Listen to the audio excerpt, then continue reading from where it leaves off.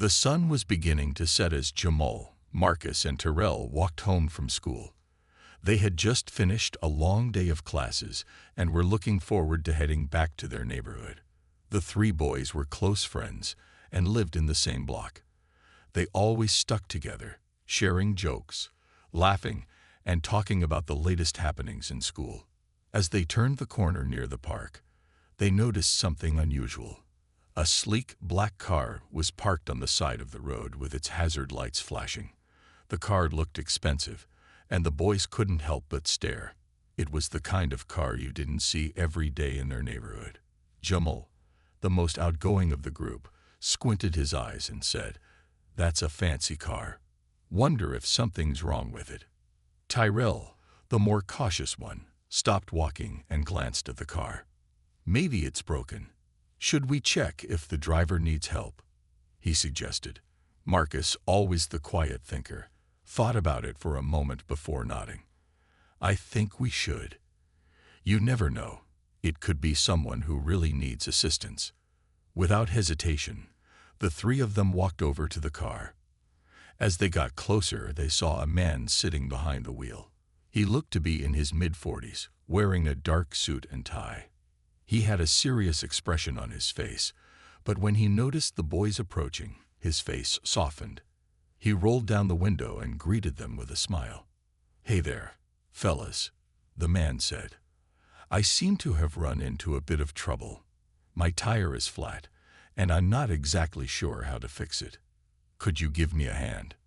His voice was calm, and there was a kind tone to it, but the boys could see that he was a little frustrated with the situation. Jamal stepped forward first. "Sure, we can help," he said confidently, though he wasn't exactly sure how to change a flat tire. "I think I've seen my dad do it before. We'll give it a shot." Marcus and Terrell nodded, agreeing to help. They'd never worked on a car before, but they weren't afraid to try. The man looked at them with surprise, clearly not expecting such a quick response. "Thank you. You guys are good kids," he said, his eyes showing appreciation. As the boys set to work, Jamal took the lead, following the steps he had seen his father do, loosening the lug nuts, jacking up the car, and finally swapping out the flat tire. Marcus handed him the tools, and Tyrell made sure the car didn't roll as they worked. It took them a little longer than it would have taken an adult, but eventually the tire was changed and the car was ready to go. The man watched them with admiration, impressed by how well they worked together. He gave the boys a big thank you and said, "I can't believe you guys helped me out like that. You really saved the day." As they finished, the man reached into his pocket and pulled out a business card. "Here," he said, handing it to Jamal. "I'm Mr. Carter. If you ever need anything, whether it's advice, help, or anything else, don't hesitate to reach out. I can see you're all good-hearted and hard workers. Keep it up."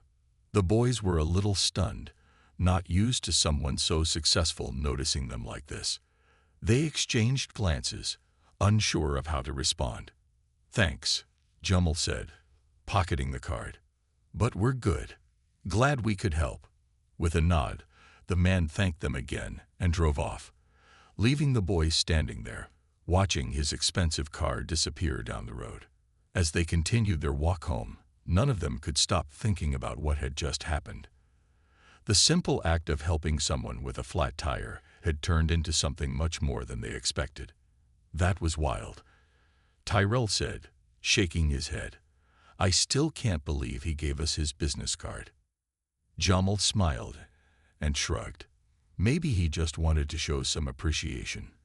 "It's not every day we help out a billionaire," the boys continued on, feeling a little bit like they'd just stepped into a different world, not knowing that this small act of kindness would soon change their lives in ways they couldn't even imagine. The next day, the boys couldn't stop talking about their encounter with Mr. Carter.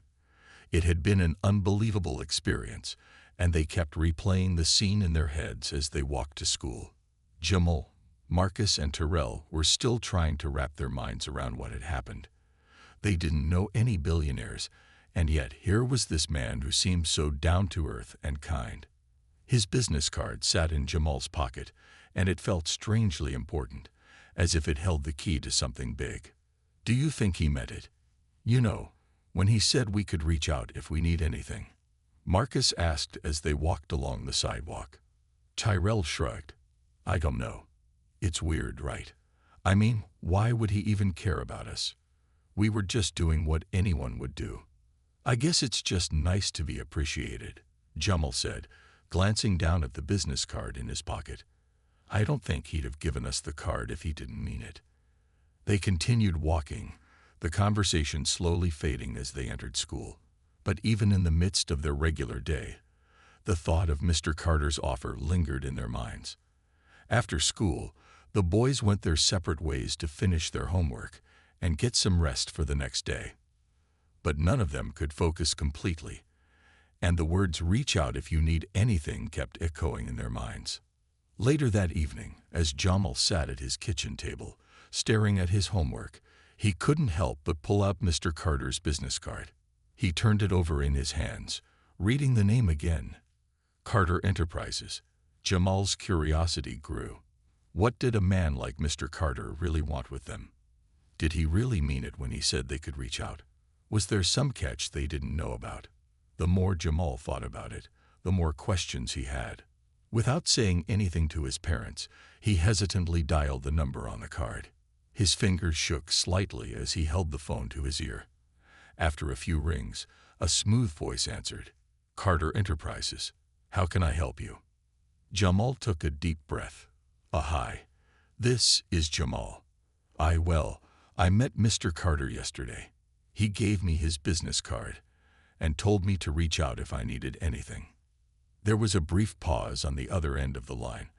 Then the voice responded. Ah, yes. Mr. Carter spoke highly of you. Hold on for a moment. Jamal felt a surge of nervous energy. He wasn't sure what to expect next. A few seconds later, the voice returned. Mr. Carter will be available to speak with you in just a moment. Jamal's heart raced. He could hardly believe this was happening. Was this really real? The phone clicked, and suddenly, a calm voice came through the line. Jamal, it's Mr. Carter. I'm glad you called. How are you? Jamal blinked, trying to steady his nerves. I'm good, Mr. Carter. Thanks for everything yesterday. I just wasn't sure if you really meant what you said. Mr. Carter chuckled softly. I absolutely meant it. I believe in helping young people with potential. And from what I saw yesterday, you and your friends have a lot of that. I'd like to help you all if you're open to it. Jamal felt a rush of excitement and confusion. Help us? How? Let's talk more about that in person, Mr. Carter replied. I'd like to meet with you tomorrow. How does 4 p.m. sound? Jamal couldn't believe it. That sounds great. I'll be there. After hanging up, Jamal sat in his chair, staring at the phone for a moment. His mind raced. What was this all about? What could a billionaire want with him and his friends? He knew he had to tell Marcus and Tyrell, but he wasn't sure how. How would they react? Would they believe it? And most importantly, what did Mr. Carter want? The following day after school, Jamal met up with his friends, his heart pounding in his chest as he shared the news. Guys, I called him. Mr. Carter wants to meet with us tomorrow. Marcus raised an eyebrow. Wait, you really called him? Yeah, Jamal nodded. He wants to help us. I don't know how, but he said we have potential. Tyrell looked doubtful, his expression uncertain. But why would he want to help us? What's the catch? Jamal shrugged. I don't know, but we have to find out. The boys were quiet for a moment, their excitement mixed with hesitation. They weren't sure what would happen next, but they knew they had to go. This could be the opportunity of a lifetime. The next day, after school, Jamal, Marcus, and Tyrell were nervous but excited. They had spent the whole morning talking about the meeting with Mr. Carter, wondering what it would be like. They couldn't stop thinking about how their lives might change, but at the same time, they were unsure of what to expect. They knew something big was happening, but it felt like a dream they couldn't fully grasp. The boys agreed to meet at Jamal's house first, and then they would head over together. Jamal could hardly sit still as he waited for Marcus and Tyrell to arrive. His mom had given him a ride to school, so now he had to figure out how to get to Mr. Carter's place. He kept checking the clock, his excitement making it hard to concentrate on anything else. When Marcus and Tyrell showed up, they were just as nervous. Tyrell, always cautious, kept asking if this was really happening. What if it's a mistake? He kept saying. What if he's not who he says he is? Jamal tried to reassure him. We're just going to find out. Mr. Carter seemed nice enough, right? And he gave us his card. This isn't some joke. Let's go and see what happens. With a deep breath, they all piled into Jamal's old car. It wasn't much, but it worked, and that was good enough for the three of them. The drive to Mr. Carter's estate felt longer than it was. The boys tried to make small talk to ease their nerves, but the silence would creep in as each of them wondered what they were walking into. Finally, they turned onto a street lined with tall trees and grand houses. Jamal's heart began to race. The houses here were enormous, nothing like what they were used to. As they pulled up to the end of the street, they saw a large black SUV parked outside a huge gate. The driver was standing by, waiting for them. He was wearing a suit, and his serious expression made the boys feel even more out of place. Is this it? Tyrell whispered as they stopped in front of the gate. Jamal nodded, his hands gripping the steering wheel tighter. This is it. The driver stepped forward as the boys got out of the car. He didn't say anything at first, but nodded and gestured for them to follow him. The boys hesitated for a moment, but then they walked with him toward the gate, which opened smoothly as if it was waiting for them. As they passed through, they were greeted by the sight of an enormous estate, gardens, fountains, and a massive house with windows that seemed to sparkle in the sunlight. It looked like something out of a movie. Wow, Marcus breathed out, his eyes wide with awe. Tyrell was staring too, though his expression was a mix of curiosity and nervousness. This is crazy. Are we sure we're supposed to be here? Before anyone could answer, they reached the door of the house, where Mr. Carter was standing with a warm smile. He looked just as he had the day before, well-dressed and confident, but there was a friendly openness about him. You boys made it. I'm glad to see you, he said, stepping forward to greet them. As they entered the house, the boys couldn't help but feel overwhelmed. Everything was so different from their own homes. The floors were made of shining marble, and the walls were lined with beautiful artwork. The furniture looked expensive and comfortable, and it all seemed so polished. They were in a place far beyond anything they had ever imagined. Mr. Carter led them into a large room filled with books and leather chairs. He invited them to sit down, and once they did, he poured them each a drink. It wasn't anything fancy, just water, but it felt strange to be treated this way. The boys sat quietly for a moment, unsure of what to say. Mr. Carter finally broke the silence. I know this is a lot to take in, he began, his voice calm and reassuring. But I want to tell you why I reached out. I've been watching young people like you, and I see potential, not just in your work ethic, but in your heart. You're the kind of people I want to help. I know that life in this neighborhood can be tough, but I believe you have the ability to do great things if given the right tools. The boys exchanged glances, unsure of how to respond. Was this really happening? Mr. Carter continued, I want to offer you all the opportunity to grow and learn, whether it's through education, business, or even travel.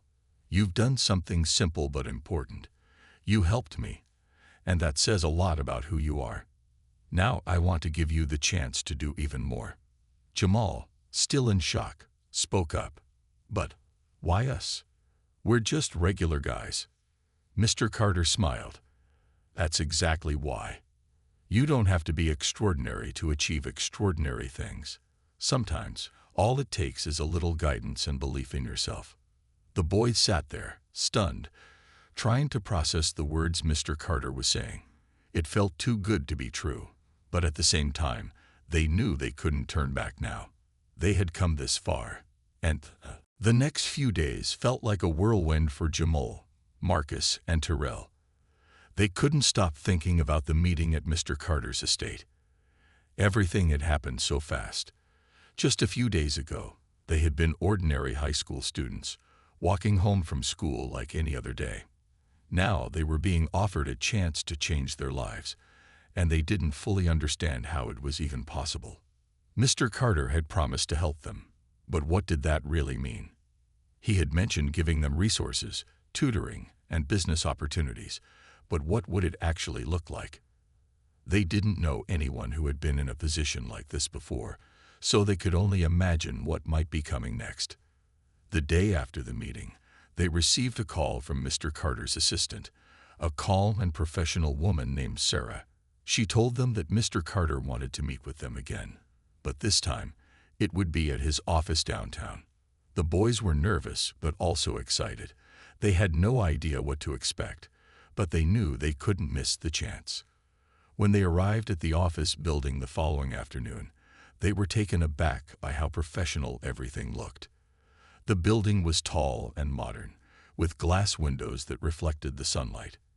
Inside, the lobby was polished and sleek, with art on the walls and a calm, quiet atmosphere. The boys had never seen anything like it. It felt like they had stepped into a different world. Sarah greeted them and led them up to Mr. Carter's office. The office was just as impressive as the rest of the building. The walls were lined with bookshelves, filled with thick business books and beautiful artifacts. There was a large window that overlooked the city, offering a stunning view of downtown. It was clear that Mr. Carter wasn't just successful. He had built a life filled with comfort and style. Mr. Carter stood up when they entered and greeted them with his usual warm smile. "Glad you could make it," he said, motioning for them to take a seat. "I've been looking forward to this." The boys sat down, trying to take in the surroundings. They felt out of place in this polished, professional setting, but they didn't want to let that show. Mr. Carter sat behind his desk, his expression calm but focused. "I know you all have a lot of questions, and I'm here to answer them," he began, leaning forward slightly. "But first, I want to talk to you about what I see in each of you. You've already shown that you have the right mindset. Helping me with that flat tire wasn't just about fixing a problem. It was about showing me that you care, that you're willing to help without expecting anything in return. That's rare, and it's something I value." The boys looked at each other, unsure how to respond. It was strange hearing someone talk about them in such a positive way. They had always known they were capable, but to hear it from someone like Mr. Carter made it feel different, more real. "I believe in the power of opportunity," Mr. Carter continued. "I want to give you the tools you need to succeed. That means access to education, learning about business, and even networking with people who can help you in ways you never thought possible. This isn't about handing you everything on a silver platter, though. It's about giving you the chance to learn and grow on your own terms." Jamal's mind was racing. "But how do we even start? We don't know anything about business or the things you're talking about." Mr. Carter smiled. "That's exactly why I'm here. You don't need to know everything right now. What I'm offering is the chance to learn from the best. You'll start with basic lessons: financial literacy, leadership, communication skills, and more. We'll find mentors who will guide you along the way. And soon, you'll be able to take that knowledge and apply it in the real world." Marcus and Terrell were still processing everything. The idea of learning business skills felt overwhelming, but at the same time, it was exciting. They had always dreamed of doing something bigger, something that would get them out of their neighborhood and open up new possibilities. Now here was an opportunity they couldn't ignore. Mr. Carter leaned back in his chair, his hands folded in front of him. "You're not alone in this," he said. "I'll be with you every step of the way.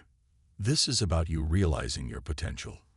The world is full of people who are waiting to help you, but first, you need to believe in yourselves." The boys looked at each other, their uncertainty slowly fading as they began to understand the magnitude of what was being offered to them. It wasn't going to be easy, but it felt like they were standing on the edge of something incredible. They didn't know where this path would take them, but they were ready to start the journey. The next few weeks were a blur of new experiences for Jamal, Marcus, and Terrell. Every day felt like a step into a world they had never imagined before. They began their lessons with Mr. Carter's team, learning the basics of finance, leadership, and effective communication. It wasn't easy, and at first, they felt completely out of their depth. But the more they learned, the more they realized how much potential they actually had. Mr. Carter had set them up with a tutor who specialized in financial literacy, and the first lesson was about understanding money, how it worked, how to save it, and most importantly, how to make it grow. For the first time, the boys began to understand that money wasn't just about spending. It was about managing it wisely and using it to build opportunities for the future. At first, the concepts seemed like a foreign language. They had never been taught about things like investments or stocks, and the idea of managing money seemed too complicated for them to grasp. But their tutor, a patient woman named Linda, broke everything down into simple steps. She didn't make them feel stupid for not knowing, and that made all the difference. Instead of being frustrated, the boys found themselves curious. They wanted to know more. They started to understand how money could be a tool for building something bigger. While they were learning about money, Mr. Carter also introduced them to some of his business associates. He wanted them to see how successful people worked and thought. The boys attended networking events where they met entrepreneurs, people who had started their own businesses and made them successful. They didn't know anyone in these circles, and at first, they felt intimidated. But Mr. Carter made sure they were always introduced, helping them make connections and start conversations. Slowly but surely, they began to feel more comfortable in these new environments. They learned how to approach people, how to ask the right questions, and how to speak with confidence. They even got to visit some of the businesses that Mr. Carter had invested in, seeing firsthand how they operated. One of their visits was to a tech startup that had recently launched an app. The boys were fascinated by the idea of creating something from scratch, watching how the team worked together to solve problems and innovate. They realized that business wasn't just about making money. It was about solving real problems and making a difference. Despite the excitement of learning all these new things, the boys didn't forget where they came from. They knew they had to work hard to keep up with the lessons, but they also knew that their new knowledge could help them in the long run. They began to apply what they were learning to their daily lives.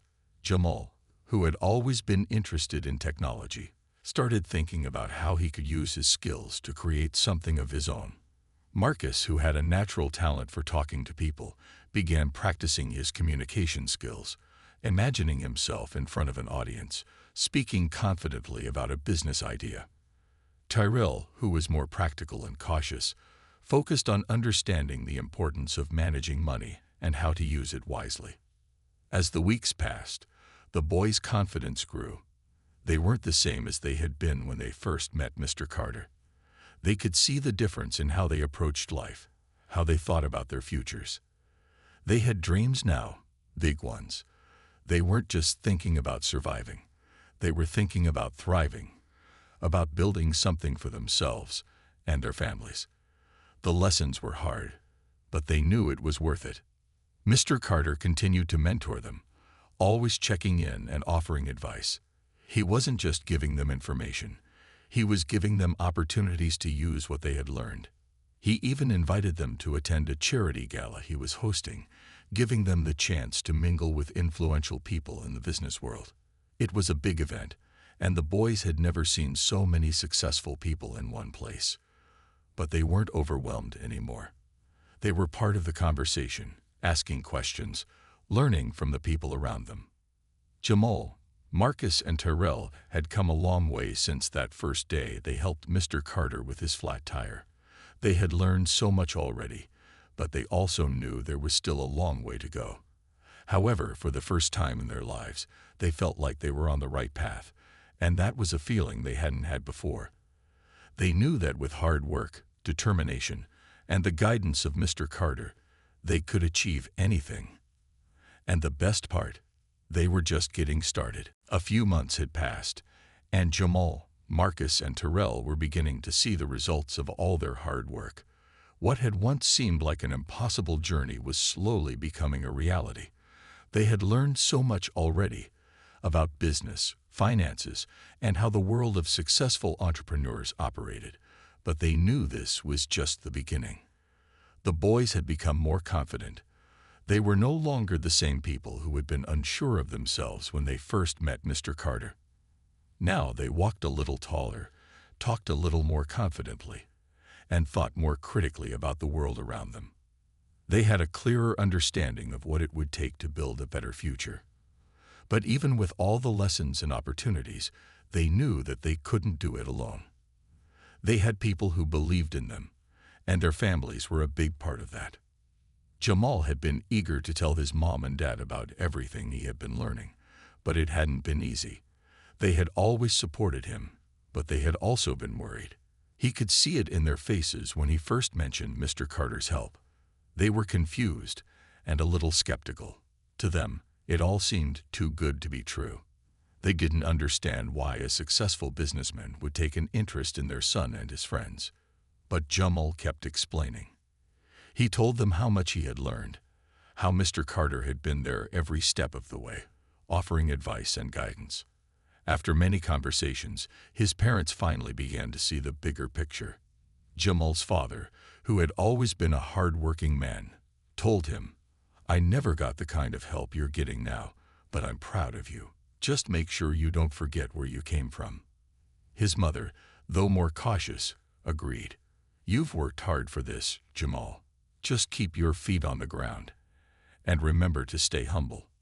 Marcus and Terrell had similar conversations with their families. It wasn't easy for their parents either, to accept that their sons were stepping into a world they had never known. Tyrell's mom, especially, had always been protective, worried about the unknowns of the opportunities that were being presented to her son. "I just don't want you to get hurt," she said, her voice full of concern. "This world, it's not always kind." But after seeing how focused and determined Tyrell was, how much he had grown in such a short time, his mother began to soften. "Just promise me you'll stay true to yourself," she said one evening after Tyrell had shared what he had been learning. The boys' families started to trust the process, though they still had reservations. They could see the positive changes in their children, their newfound confidence, their desire to work harder, and their willingness to learn. And even though they couldn't completely understand everything, they supported them. They knew that with the right guidance, the boys could go far. One day, Mr. Carter invited them to a small meeting at his office. This time, it wasn't just to learn about business or finances. It was something different. He had been talking to the boys about the importance of giving back, of using their success to help others. Mr. Carter had always emphasized that success wasn't just about personal gain. It was about making a positive impact on the community. He wanted them to see how they could be a part of something bigger, something that would benefit others as much as it benefited them. "Success is not just about what you can achieve for yourself," Mr. Carter said during the meeting. "It's about what you can give to others. If you really want to make a difference, you have to help those around you. The more you give, the more you'll receive in return, not just in money, but in fulfillment." The boys listened carefully, feeling the weight of his words. They had always been taught to help others, but this was different. Mr. Carter wasn't just talking about charity or donating money. He was talking about changing lives, inspiring people, and creating opportunities for those who might not have had them otherwise. The meeting left them all thinking. They knew that helping others wouldn't be easy, but it was something they wanted to do. They couldn't forget their roots, the struggles they had faced growing up, and how much their families had sacrificed. They wanted to be the ones who could offer others a chance, just like Mr. Carter had done for them. After that meeting, Jamal, Marcus, and Terrell talked about starting their own project, a way to give back to their community. They didn't have all the answers yet, but they knew they wanted to help young people who were in situations similar to their own. They had seen how education, mentorship, and guidance could change lives, and they were determined to share that with others. As they moved forward, the boys felt more and more certain that they were on the right path. As the months passed, Jamal, Marcus, and Terrell's lives continued to change in ways they had never expected. They had started out unsure and nervous about the opportunities Mr. Carter had introduced them to, but now they were beginning to see the results of all their hard work. They weren't just learning about business or finances anymore. They were beginning to understand how their actions could create real change. They had spent weeks attending seminars, learning from business leaders, and attending events where they met other young entrepreneurs who were just as hungry for success as they were. The more they learned, the more they realized how important it was to stay grounded and focused. They were no longer just three boys from a small neighborhood. They were beginning to shape their futures, and they knew it was all because of the choices they had made and the people who had believed in them. Mr. Carter's guidance had helped them see the world in a new way. He didn't just talk to them about making money. He talked to them about making a difference, about using their success to help others. It wasn't just about personal gain. It was about changing the lives of those around them. Jamal had always been interested in technology, and after learning more about the business world, he started thinking about ways he could use his knowledge to create something impactful. He wasn't sure yet what that would look like, but he knew that with the tools he had been given, he could make it happen. He spent countless hours after school researching new trends in tech, attending coding workshops, and learning how to develop apps. Every day, he felt more certain that this was the path he wanted to follow. He didn't just want to create something that would be successful. He wanted to create something that would help people, something that could make a difference. Marcus, on the other hand, had always been a natural when it came to talking to people. He had a way of connecting with others, making them feel seen and heard. Mr. Carter had recognized this early on and encouraged him to explore opportunities in leadership and communication. Marcus started attending public speaking classes and took part in workshops where he could practice engaging with audiences. He began to see how powerful communication could be, not just for selling a product, but for inspiring change, for motivating people to act. Tyrell, the most practical of the three, had always been cautious. He didn't like taking risks, but he also understood the importance of being smart with money.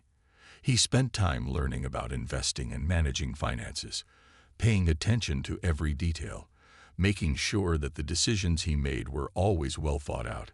Tyrell knew that if he could master the art of managing money, he could use that skill to help not only himself, but also the community he cared about.